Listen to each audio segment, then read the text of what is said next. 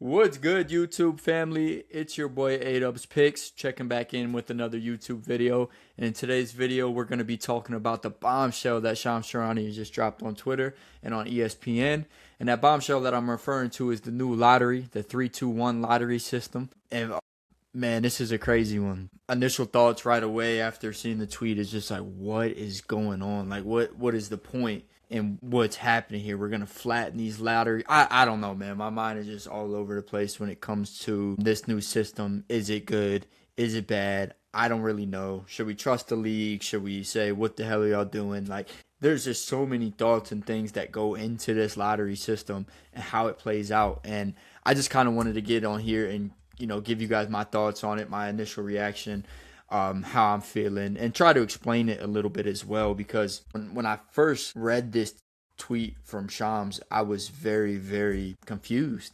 It almost felt like gibberish, like I didn't know what I was reading. So the 3-2-1 lottery proposal, I'm not even gonna read this whole thing off to you guys, but it looks like gibberish right away, man. And it took me a minute to process what is going on.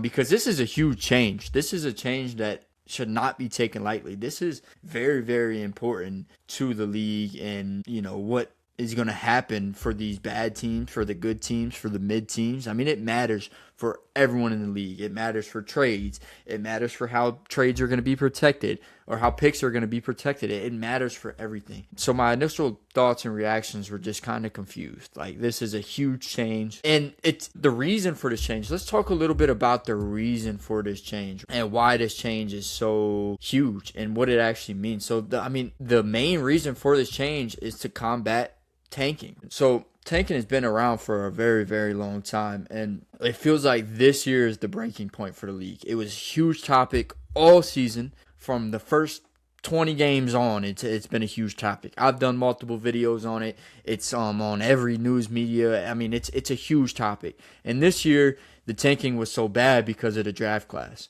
Well, because the tanking was so bad, it felt like a third of the league was tanking. Like 10 plus teams were tanking, trying to get better odds at this lottery. And I think Silver just had enough. And that's why I feel like it's happening right now, is because, like, in no other professional sports would a third of your league trying to lose on purpose would be tolerated. You can say what you want. There's no lottery system in the NFL. There's nothing like this in MLB, NHL, soccer. There's nothing really like this when it comes down to it. So the reason for it now is just because it's the breaking point. Tanking has been around for a while. People have been tanking for years and years and years. Some people do it the right way. Some people do it the wrong way. Whatever it may be, right? It just feels like this is his breaking point. And Shams came out on ESPN, and I'm going to read this quote to you guys. He said, "We should have a system where you should hate to lose. It shouldn't be a badge of honor. Losing should be uncomfortable."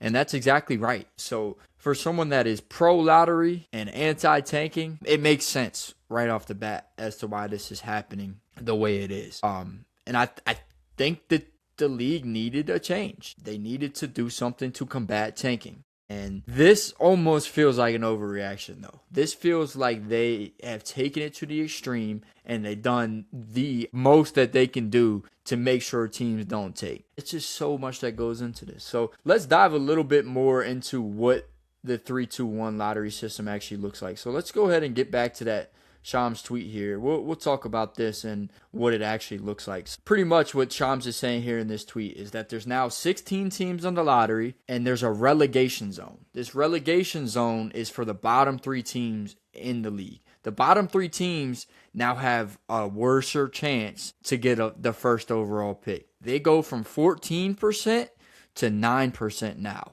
which is absolutely insane. A 9% drop from 14% to 5%.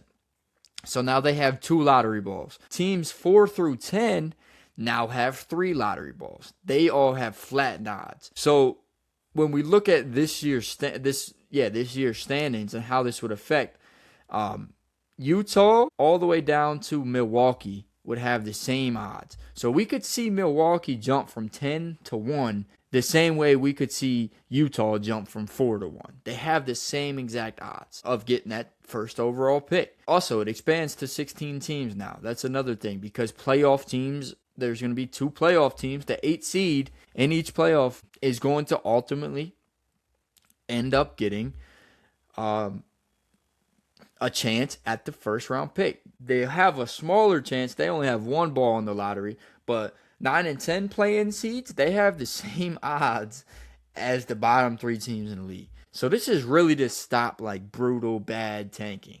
And it's to reward that mid zone where you tried and you just couldn't get it done. You weren't good enough, but it's obvious that you tried and you didn't lose on purpose. So another thing to think about, not in this tweet, I don't believe Shams said. No, he did say this. No team would be able to win the top pick in back-to-back years, which is huge. And no team is going to be able to win 3 consecutive top 5 picks. So that changes things going forward too. Teams also would not be able to protect picks in the 12 through 15 slots. I already mentioned that a little bit. Teams not going to be able to protect picks the same way they do today. It's going to change the way that trades work all the way around. Does it add more value to draft picks? I think it does. Like if you're trading with the Milwaukee Bucks, like does that adds a whole lot more value to the Bucks pick because they're 10, and sure it's still a lottery pick in today's world, but it changes from lottery pick to now you have the highest odds out of anyone, or flattened odds with 4 through 10 to receive the first overall pick. So that's wild as well. So let's go ahead and take a look at these standings and take a closer look at how these are going to affect. This won't be implemented until 2027. So I guess if it passes on May 28th, it'll be implemented next year, and this is when we'll start to see this. But let's go ahead and take a look at the standings for this year and what this will look like. So Washington, Indiana, and Brooklyn are going to have be in that relegation zone. They're the teams that fell in that relegation zone, and they're going to have a worser chance at receiving the first overall pick. Now, once again, this is not for this year. This won't be implemented this year because you have to know before the season happens for them to have this, right? So Washington, Indiana, and Brooklyn would all fall. We'd have Utah, Sacramento, Memphis, Atlanta, Dallas, Chicago, and Milwaukee all with the same odds to receive the number 1 overall pick. All right, so here's another graphic that I found on Twitter that is very, very helpful. It's going to show the current odds versus the new odds. This breaks it down very, very easily, and my mind went from what the hell is going on to, okay, this makes a little bit more sense now looking at this graph, right? So on the left here, we have the seeds and what that looks like. Current odds. This is what the lottery looks like today. This is how it's going to happen this year, this sheet here. So the worst record, second and third worst, all have a 14% chance of winning the lottery. Below that, it just gradually gets worse, all the way down to 14, where we have this year's, like, the play-in losers, right? Charlotte and Miami are down there in the 14 seed. So the new odds for these teams, the top 3 worst teams go from 14% to 5%. All the other teams in the middle flatten out. So 4 through 10 now have 8%. These guys have 5% and some change. The Wizards, the Nets, and the Pacers have the same odds of getting the first overall pick as the Warriors, the Thunder, the Miami Heat, and the Charlotte Hornets. Let me say that again. The Wizards, the Pacers, and the Nets have the same odds to get the number 1 overall pick that Golden State, the Thunder from the Clippers, Miami, and Charlotte will all have. That is insane. The Thunder have the same chance of getting the number 1 overall pick than the Washington Wizards because of that Clippers trade, right? That Clippers trade makes them have the same exact odds of getting the first overall pick than the Washington Wizards, the Pacers, and the Nets. That's absolutely nuts. It just right away seems wrong. It seems wrong. And that's if it was to happen this year. It's not going to happen but it could happen again next year, right? And OKC, I believe I don't know if. What happens if Orlando advances? Orlando beats the Pistons. That game is happening right now in the background. What happens if Orlando advances and Philly loses? Is that another lottery pick for the Thunder? Well, they have 2 lottery picks. That one would have a 2.7% chance of being the first overall. It just seems insane to me when we look at it this way. So someone like the Bucks this year would have a 3% chance of winning the lottery. That jumps all the way to 8%. 8% if it was happening this year. It's just wild to think about. The Jazz tanked hard this year. They now go from fourth worst down to 8.1. I don't know, man. There's just so much to think about how this affects the league. I mean, it's just wild to think. Like, I don't really have a whole lot on this. Like, I've been researching this for hours, and it just hurts my brain to think about all the things this is going to change. Like, this is one of the biggest changes in the NBA in so long. Like, the Jazz, the Wizards, like, these terrible teams are going to be screwed. They're going to be screwed. Enough of me trying to explain this gibberish to y'all. I mean, I think I did a good job on it, right? Like I said, I put a lot of time into it, so hopefully you guys understood a little bit.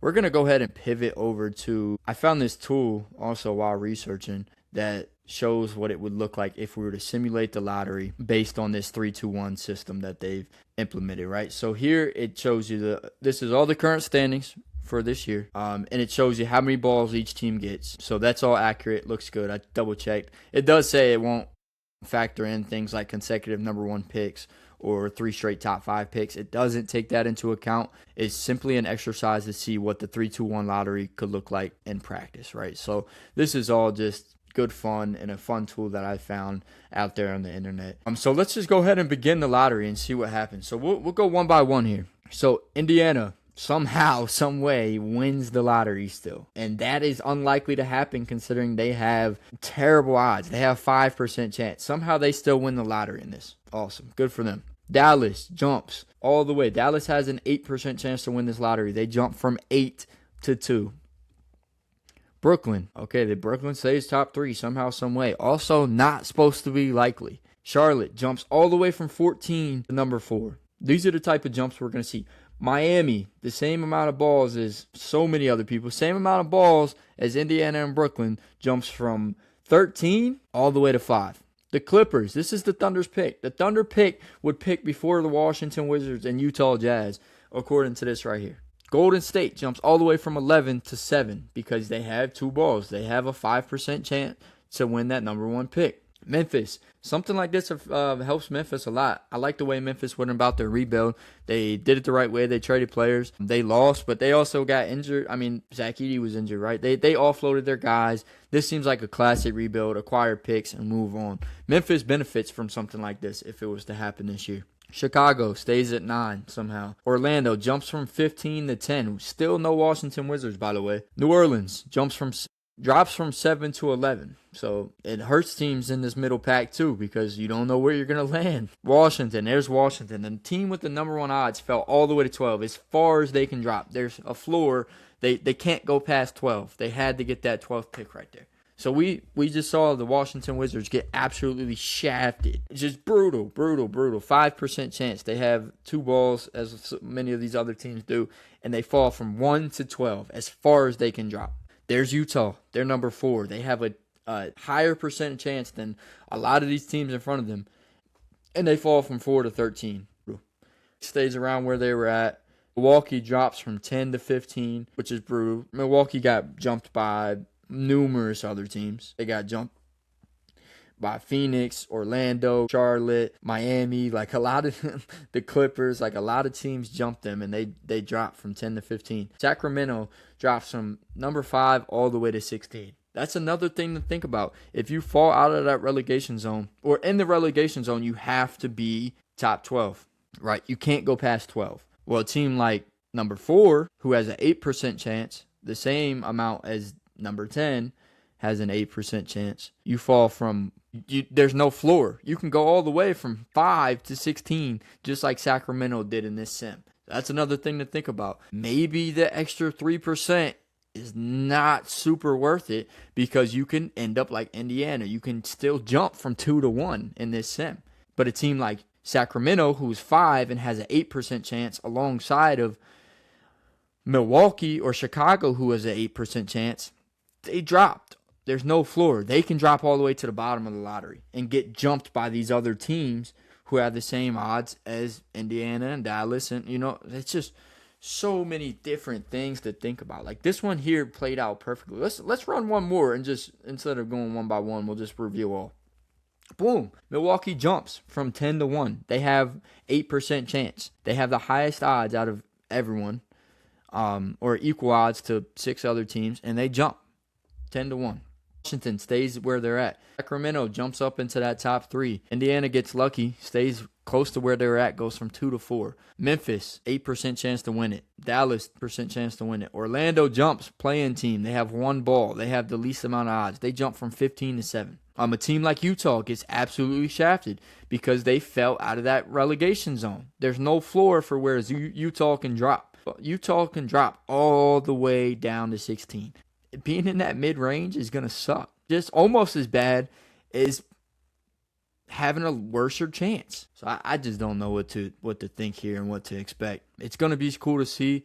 Something to think about and keep in mind is that this won't be forever. This will be from 2027 to 2029. If it's trash and it doesn't work, the league will boot it and they'll make adjustments. I mean, I trust the league that they put in a lot of time and a lot of effort into getting this right. For me, it just seems like a super overreaction to tanking. Like, tanking has been around for a while. Everyone hates tanking, but the league overreacted and made this massive change that is going to take some time to get used to. People are going to get screwed over, like draft capital changes, just everything. That the whole lottery is different. There's not a single thing that's going to remain the same in the lottery.